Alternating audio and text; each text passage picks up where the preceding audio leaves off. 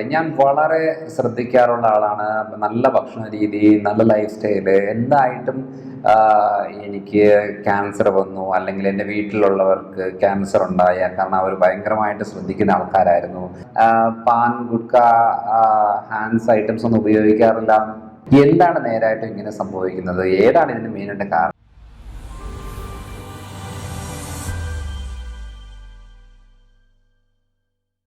Hello everyone, I'm Dr. Manoj Johnson, lifestyle physician, John Maran Hospital, Pala. ഇന്ന് നമ്മൾ discuss ചെയ്യാൻ പോകുന്നത്, നമ്മൾ പല ആൾക്കാരും പറയാറില്ല, ഞാൻ വളരെ ശ്രദ്ധിക്കാറുള്ള ആളാണ്. നല്ല ഭക്ഷണ രീതി, നല്ല ലൈഫ് സ്റ്റൈല്. എന്തായിട്ടും എനിക്ക് ക്യാൻസർ വന്നു, അല്ലെങ്കിൽ എൻ്റെ വീട്ടിലുള്ളവർക്ക് ക്യാൻസർ ഉണ്ടായ കാരണം അവർ ഭയങ്കരമായിട്ട് ശ്രദ്ധിക്കുന്ന ആൾക്കാരായിരുന്നു.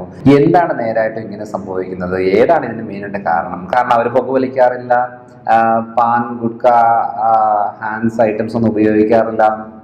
അതേപോലെ തന്നെ അൺവാണ്ടഡ് ആയിട്ടുള്ള ഫുഡുകൾ, റിപ്പീറ്റഡ് ആയിട്ടുള്ള റോഡ് സൈഡിലെ ഭക്ഷണങ്ങളൊന്നും കഴിക്കാറില്ല, അധികമൊന്നും ഫോക്കസ് ചെയ്യാറില്ല. പക്ഷെ എന്തിനാണ് ഈ പ്രശ്നം വന്നത് എന്നുള്ളൊരു സംശയം ഭൂരിഭാഗം ആൾക്കാർക്കും ഉണ്ട്. അപ്പം ആക്ച്വലി എന്താണ് നേരായിട്ട് ഇതിനൊരു കാരണം? അതാണ് നമ്മളിന്ന് ഡിസ്കസ് ചെയ്യുന്നത്. നമ്മൾ ക്യാൻസർ എന്ന് പറയുമ്പോൾ അതിന് പല കാരണങ്ങളുണ്ട്, അല്ലാതെ പുകവലി, മദ്യപാനം മാത്രം എന്നുള്ളൊരു കാരണമല്ല. അപ്പോൾ ഈ ക്യാൻസർ കണ്ടീഷനിൽ നമുക്കൊരു 80% നമുക്ക് പറയാൻ പറ്റിയ ഒരു കാരണം എന്ന് പറയുന്നത് ഏജിങ്. നമുക്ക് പ്രായമാകുന്നതനുസരിച്ച് നമ്മുടെ ഇമ്മ്യൂണിറ്റി ലെവൽ കുറയുകയും DNA-യിലെ മാറ്റം വരികയും അതിൻ്റെ ഭാഗമായിട്ട് മ്യൂട്ടേഷനിൽ വേരിയേഷൻ ഉണ്ടാകുകയും ക്യാൻസർ ഉണ്ടാകുകയും ചെയ്യുന്നതാണ് 80% കാരണം. പക്ഷെ ബാക്കിയുള്ള 20% എന്ന് പറയുന്നത് നമുക്ക് പല കാരണങ്ങളുണ്ട്. എൻവയോൺമെൻറ്റൽ ഫാക്ടേഴ്സ് ഉണ്ട്. ഇപ്പോൾ ഫാക്ടറിയിൽ നിന്ന് വരുന്ന വേസ്റ്റ് സാധനങ്ങളാവാം, പ്ലാസ്റ്റിക് കത്തിക്കുന്നതാവാം, അല്ലെന്നുണ്ടെങ്കിൽ ഏതെങ്കിലും അലർജിക്, ആർസനിക് പോലെ അലർജിക്, ആസ്പെറ്റോസ്, അങ്ങനത്തെ അലർജിക് ആയിട്ടുള്ള കാര്യങ്ങൾ ബോഡിയിൽ ഇറിറ്റേഷൻ ഉണ്ടാക്കുന്നതാവാം. അങ്ങനെ പല കാര്യങ്ങൾ വരും. എന്നിട്ടും പിന്നെയും കുറേ കാര്യങ്ങളിൽ വരുന്നത് നമ്മുടെ ഹെൽത്ത് റിലേറ്റഡ് ആയിട്ടുള്ള ക്രോണിക് ആയിട്ടുള്ള ഡിസീസുമായിട്ട് ബന്ധപ്പെട്ട് ഒത്തിരി കാലങ്ങളായിട്ട് നമുക്ക് ഓരോ ബുദ്ധിമുട്ടുള്ള പ്രയാസങ്ങളും അത് അൺട്രീറ്റഡ് ആയിട്ട് ഒത്തിരി കാലങ്ങളിലേക്ക് പോകുമ്പോൾ അത് ക്യാൻസറസ് ആയിട്ട് മാറുന്ന രീതിയിൽ വരാം. പിന്നെ വരും നമ്മുടെ ഈ നേരത്തെ പറഞ്ഞ പോലെ പുകവലി, മദ്യപാനം, അതേപോലെ തന്നെ ഈ പാൻ മസാല ഒക്കെ ഉപയോഗിക്കുന്ന സ്ഥിരമായിട്ട് 10-15 കൊല്ലമായിട്ട് ഉപയോഗിച്ച് കഴിയുമ്പോൾ DNA-യിൽ വരുന്ന മാറ്റങ്ങളിലാണ് ക്യാൻസറസ് ആയിട്ടുള്ള കാര്യങ്ങളുണ്ടാകുന്നത്. പക്ഷെ ഞാൻ ഈ കാര്യങ്ങളെല്ലാം പറയുന്നതല്ല മെയിനായിട്ടും. ഇതല്ലാതെ നമുക്ക് കുറച്ച് കാര്യങ്ങൾ നമ്മളിൽ സംഭവിക്കുന്നുണ്ട്. അത് നമ്മുടെ ബാക്ടീരിയാസും വൈറസും. ഈ ബാക്ടീരിയൽ ഇൻഫെക്ഷൻസ്, പ്രോബ്ലംസ്, അല്ലെങ്കിൽ ഒരു വൈറൽ അറ്റാക്കിൻ്റെ ഭാഗമായിട്ടും നമുക്ക് ക്യാൻസേഴ്സ് ഉണ്ടാകും. അതിൽ ഏറ്റവും കോമൺ ആയിട്ട് കണ്ടുവരുന്നത് സ്റ്റൊമക് ക്യാൻസറാണ്. സ്റ്റൊമക് ക്യാൻസർ എന്ന് പറയുന്നത് H. pylori എന്ന് പറയുന്നൊരു ബാക്ടീരിയയാണ് ഇത് ഉണ്ടാക്കുന്നത്. കാരണം ഈ H. pylori ബാക്ടീരിയ നമ്മുടെ ബോഡിയിൽ എപ്പോഴും കാണുന്നൊരെണ്ണമാണ്. പക്ഷേ അത് നമ്മുടെ ഇമ്മ്യൂണിറ്റി ലെവലിൻ്റെ വേരിയേഷനും ഈ H. pylori ബാക്ടീരിയ ഒരു ബോഡിയിൽ കടന്നു കഴിഞ്ഞാൽ ഇത് കുറേ ടോക്സിക് മെറ്റീരിയൽസ് റിലീസ് ചെയ്യുകയും ഇത് ഫ്രീ റാഡിക്കൽസിൻ്റെ ഉണ്ടാക്കുകയും അതിൻ്റെ ഭാഗമായിട്ട് DNA-യിൽ വേരിയേഷൻ ഉണ്ടാകുകയൊക്കെ ചെയ്യുന്നതാണ്. ഇതിന് പറയുന്നത് നമ്മളിപ്പം പല രീതിയിലുള്ള അറ്റോഫേജി എന്ന് പറയുന്നൊരു കോൺസെപ്റ്റ് ഉണ്ട്. അറ്റോഫേജി എന്ന് പറയുന്നത് 2016 നോബൽ പ്രൈസ് കിട്ടിയതാണ്. ഡോക്ടർ ഒസുമി എന്ന് പറയുന്നൊരു ജപ്പാനീസ് സയൻറ്റിസ്റ്റാണ് എടുത്തത്. അറ്റോഫേജിൻ്റെ പ്രത്യേകത എന്ന് പറഞ്ഞാൽ നമ്മുടെ ബോഡിയുടെ ഈ free radicals, biological end products, waste materials, cancerous സെൽസുകൾ, ഇതിനെല്ലാം ബോഡി തന്നെ ക്ലീൻ ചെയ്യുന്നത്, റിപ്പയർ ചെയ്യുന്നൊരു മെത്തഡിനെയാണ് അറ്റോഫേജി എന്ന് പറയുന്നത്. അത് ഈ ഇൻ്റർമീഡിയറ്റ് ഫാസ്റ്റിംഗ് സമയങ്ങളിൽ ഫാസ്റ്റിങ്ങിലാണ് ഏറ്റവും കൂടുതൽ ഇത് ആക്റ്റീവായിട്ട് വരുന്നത്. ഒരു 16 hours ഫാസ്റ്റിംഗ് ആണ് ഏറ്റവും കൂടുതൽ ഇതിന് പ്രിഫർ ചെയ്യുന്നത്. അപ്പോൾ അതേപോലെ തന്നെ നമ്മുടെ ബോഡിയിൽ സെൽസ് പ്രൊഡക്ഷൻ നടക്കുന്നുണ്ട്, സെൽസ് ചാവണം, മരിക്കണം. ഈ സെൽസ് ഡാമേജ് വന്ന് അത് സൂയിസൈഡ് ചെയ്യാണ്, സ്വയം മരിക്കുകയാണ്. അങ്ങനെ ഒരു പ്രോസസ്സാണ് നമ്മുടെ ബോഡിയിൽ പ്രോപ്പറായിട്ട് നടക്കുന്നത്. അപ്പം കുറച്ച് കാലം കഴിയുമ്പോഴത്തേനും ഈ പ്രോപ്പർ സെൽസുകൾ മൾട്ടിപ്ലിക്കേഷൻ കഴിഞ്ഞ അതിലുള്ള ഫങ്ഷനിങ് കഴിഞ്ഞ് കഴിയുമ്പോൾ അതിൽ വരുന്ന പല പല മാറ്റങ്ങളുടെ ഭാഗമായിട്ട് ശരീരത്തിന് ഡാമേജ് ഉണ്ടാകുന്നു എന്നുള്ളൊരു തോന്നൽ ബോഡിക്ക് വരുമ്പോൾ ആ സെൽസിനെ തന്നെ ഡാമേജ് ഉണ്ടാക്കി കൊല്ലുന്ന ഒരു മെത്തഡാണ്. അല്ലെങ്കിൽ ആ സെൽസ് തന്നെ സൂയിസൈഡ് ചെയ്ത് മരിക്കുന്ന ഒരു അവസ്ഥയാണ്. അപ്പോൾ ഈ ഒരു അവസ്ഥയിൽ വേരിയേഷൻ വരുമ്പോഴാണ് നമുക്ക് ഏറ്റവും കൂടുതൽ ക്യാൻസറസ് ആയിട്ടുള്ള ബുദ്ധിമുട്ടുകൾ തുടങ്ങുന്നത്. കാരണം ഈ ഓങ്കോജീൻസ് എന്ന് പറയുന്നത് നമ്മുടെ ശരീരത്തിലെ ക്യാൻസർ സെൽസ് ഓൾറെഡി ഉള്ളതാണ്. അതിൻ്റെ ഒരു പെർസെൻറ്റേജ് കൂടാതെ നമ്മുടെ ഇമ്മ്യൂണിറ്റി ലെവൽ സൂക്ഷിച്ചുകൊണ്ട് പോകുന്നതാണ്. പക്ഷേ ഏജിങ് ആകുന്നതനുസരിച്ച് ഇമ്മ്യൂണിറ്റി ലെവലിൽ വേരിയേഷൻ വരും. അതേപോലെ ഏതെങ്കിലും ഇപ്പോൾ പറയുന്ന പോലെ bacterial infection, H pylori bacteria എന്നൊക്കെ പറയുന്ന സ്റ്റൊമക് ക്യാൻസർ ഉണ്ടാക്കുന്നതാണ്. അതേപോലെ human papilloma virus cervix cancer ഉണ്ടാക്കുന്നതാണ്. അതേപോലെ തന്നെ സെക്കൻഡറി ബയൽ കൺവേർട്ടിംഗ് ബാക്ടീരിയ ഉണ്ട്.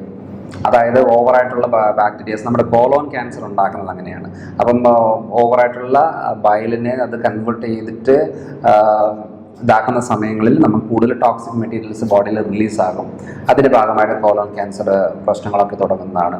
അപ്പം ഓരോന്ന് ഇപ്പോൾ ഹെപ്പറ്റൈറ്റിസ് ബി വൈറസിൻ്റെ ഭാഗമായിട്ട് നമുക്ക് ലിവർ ക്യാൻസർ ഒക്കെ വരാൻ സാധ്യത കൂടുതലാണ്. അപ്പോൾ ഇതെല്ലാം വൈറലും ബാക്ടീരിയയുമായിട്ട് ഇൻഫെക്ഷൻ കൊണ്ടുണ്ടാകുന്ന ഒരു കാര്യമാണ്. അപ്പം നമ്മൾ നോക്കുമ്പോൾ ഈ പറയുന്ന ജനറ്റിക് ആയ ഒരു കാര്യങ്ങളുണ്ട്, ചെറിയൊരു പെർസെൻറ്റേജ് എന്നാലും ഉണ്ട്. പക്ഷേ ജനറ്റിക്കായിട്ട് ഒരു കുഴപ്പവുമില്ല. നമ്മുടെ DNA വരുന്ന മാറ്റങ്ങളിലാണ് നമുക്ക് ഏറ്റവും കൂടുതൽ ക്യാൻസറസ് ആയിട്ടുള്ള കാര്യങ്ങൾ വരുന്നത്.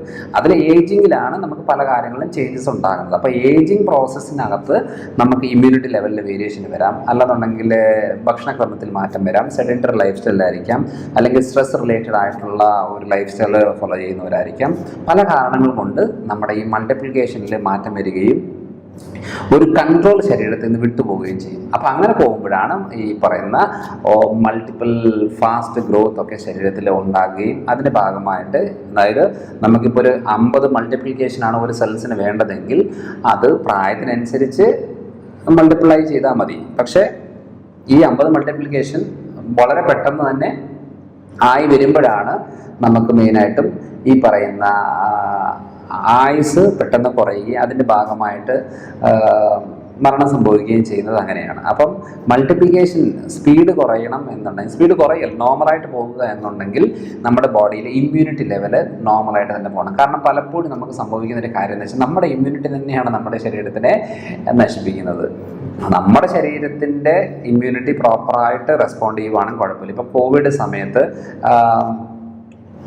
നമുക്ക് ഒരളവിൽ കൂടുതൽ ഫ്ലൂയിഡൊക്കെ ബ്ലഡിൽ നിന്ന് ലീക്ക് ആയിട്ട് ലങ്സിൽ വന്ന് അടിഞ്ഞു കൂടുകയാണ്. കാരണം ഈ വൈറസിൻ്റെ പ്രശ്നത്തിനെ ഒന്ന് കുറയ്ക്കാൻ വേണ്ടിയിട്ട്. അപ്പോൾ ഒത്തിരി ഫ്ലൂയിഡ് അങ്ങോട്ട് വന്നു കഴിയുമ്പോഴത്തേനും ബ്ലഡ് ക്ലോട്ട് ആകാൻ തുടങ്ങും, ലങ്സിനകത്ത് കഫം നിറയും, വെള്ളം നിറയും. അതിൻ്റെ ഭാഗമായിട്ട് ഈ ഒരാഴ്ച കൊണ്ട് അത് മരണം വരെ സംഭവിക്കുന്ന രീതിയിലേക്ക് പോകുന്നതാണ്.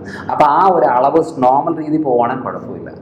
പക്ഷെ അത് കഴിഞ്ഞിട്ട് ബോഡി റിക്കവർ ചെയ്തോളും. പക്ഷെ ആ സമയത്തിനുള്ളിൽ ബോഡി ഭയങ്കരമായിട്ടും, അതായത് സ്വന്തം വീട് നമ്മളിങ്ങനെ മണ്ണെണ്ണ ഒഴിച്ച് കത്തിക്കുന്ന രീതിയിൽ തന്നെയാണ് ഈ ഇമ്മ്യൂണിറ്റി ചെയ്യുന്നത്. അപ്പോൾ നമുക്ക് ഉണ്ടാകുന്ന ഓട്ടോ ഇമ്മ്യൂൺ ഡിസോർഡറുകളെല്ലാം ഇമ്മ്യൂണിറ്റി കാരണം കൊണ്ടുണ്ടാകുന്നതാണ്.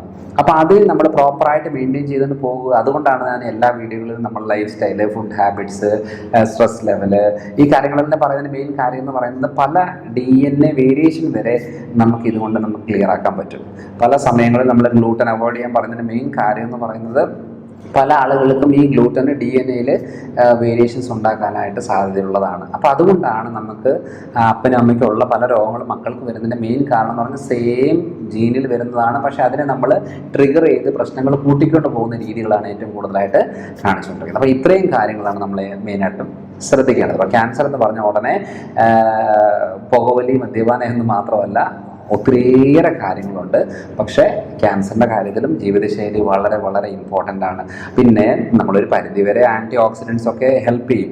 നാച്ചുറലായിട്ട് ബോഡിയിൽ തന്നെ സെൽസിനുള്ളിൽ പെനട്രേറ്റ് ചെയ്ത് പോകാൻ പറ്റുന്നത് ഈ വിറ്റമിൻ ഇ, ലൈക്കോപ്പീൻ, അതേപോലെ ഗ്ലൂട്ടത്തയോനൊക്കെ ഉള്ളതാണ്. അത് ബോഡിയിൽ തന്നെ ഉള്ള ഒരു കാര്യമാണ്. വിറ്റമിൻ സി ഒക്കെ എന്ന് പറഞ്ഞാൽ ബോഡിയിൽ ഉള്ള വിറ്റമിൻ സി ആണ് ഈ സെൽസിനുള്ളിൽ ഈ പറയുന്ന മാറ്റങ്ങൾ വരുത്താൻ സാധിക്കുന്നത്. പക്ഷേ നമ്മൾ കഴിക്കുന്ന ആൻറ്റി ഓക്സിഡൻസ് കൂടുതലായിട്ടും ഈ ബ്ലഡ് സെൽവാൾ വരെ, സെൽസിൻ്റെ പുറത്ത് വരെ അത് വരുവുള്ളൂ, അല്ലാതെ ഉള്ളിൽ കയറത്തില്ല. അപ്പോൾ അത് നമ്മുടെ ബ്ലഡ് വെസൽസിലും സെൽസിൻ്റെ പുറത്തും മറ്റ് ഭാഗങ്ങളിലുമുള്ള പ്രശ്നങ്ങളെ ക്ലിയർ ആക്കാനായിട്ട് ഈ ആൻറ്റി ഓക്സിഡൻസ് ഹെൽപ്പ് ചെയ്യുന്നതാണ്. അപ്പോൾ അതുകൊണ്ട് നമ്മൾ ആൻറ്റി ഓക്സിഡൻസ് ഉള്ള ഫ്രൂട്ട്സോ വെജിറ്റബിൾസോ അല്ലെങ്കിൽ സപ്ലിമെൻറ്റ്സോ ഒക്കെ നമ്മൾ എടുക്കുന്നത് ഏറ്റവും നല്ലതാണ്. എന്നാലും പെനിട്രേറ്റ് ചെയ്ത് സെൽസിനുള്ളിൽ തന്നെ മാറ്റം വരുത്താൻ കപ്പാസിറ്റി ഉള്ള ആകെ വളരെ കുറവായതുള്ളൂ. ഞാൻ ഏറ്റവും കൂടുതൽ ഈ പറയുന്ന കാര്യങ്ങൾക്ക് ലൈക്കോപ്പീൻ എന്ന് പറയുന്ന ഇതൊരു വിറ്റമിൻ എയുമായിട്ട് ബന്ധപ്പെട്ട ഒരു കാര്യമാണ്. നമ്മുടെ തക്കാളിയിലൊക്കെ ഉള്ളതാണ് ലൈക്കോപ്പീൻ എന്ന് പറയുന്നത്. ഏറ്റവും കൂടുതൽ പ്ലാക്സ്, നമ്മുടെ ബ്ലഡ് വെസൽസിനുള്ളിൽ ബ്ലോക്കേജുകൾ, അതേപോലെ തന്നെ കാരണം ഈ LDLൻ്റെ ഓക്സിഡൈസ്ഡ് LDL ആണ് ഏറ്റവും കൂടുതൽ നമ്മുടെ ഈ ബ്ലോക്കുകളും കാര്യങ്ങളെല്ലാം ഉണ്ടാക്കുന്നത്. അപ്പോൾ ഈ ഓക്സിഡൈസ്ഡ് ആകാതിരിക്കണമെന്നുണ്ടെങ്കിൽ നമുക്ക് ഈ പറയുന്ന ആൻറ്റി ഓക്സിഡൻസ് അതിനെ ഏറ്റവും കൂടുതൽ ഹെൽപ്പ് ചെയ്യും. ഈ റിപ്പീറ്റഡ് എണ്ണയിൽ വറുത്ത് കോരിയെടുക്കുന്നത് ഈ LDL ഓക്സിഡൈസ് ആകാനായിട്ട് ഹെൽപ്പ് ചെയ്യുന്നതാണ്. സോ അതുകൊണ്ട് അത് പല രീതിയിലുള്ള ആരോഗ്യ പ്രശ്നങ്ങൾ ഉണ്ടാക്കാൻ സഹായിക്കുന്നതാണ്. സോ അതുകൊണ്ട് എന്താ ചെയ്യണമെന്ന് പറഞ്ഞാൽ നമ്മൾ ഈ പറയുന്ന LDL ലെവൽ എപ്പോഴും ഒരു കൺട്രോളിൽ നിർത്തി കൊണ്ടുപോകുന്നതാണ് ഏറ്റവും നല്ലത്, ഈ ബ്ലോക്കുകൾ ഉണ്ടാകാതിരിക്കാൻ. കാരണം അതിൻ്റെ ഭാഗമായിട്ട് നമുക്ക് പല രീതിയിലുള്ള ആരോഗ്യ പ്രശ്നങ്ങൾ തുടങ്ങും.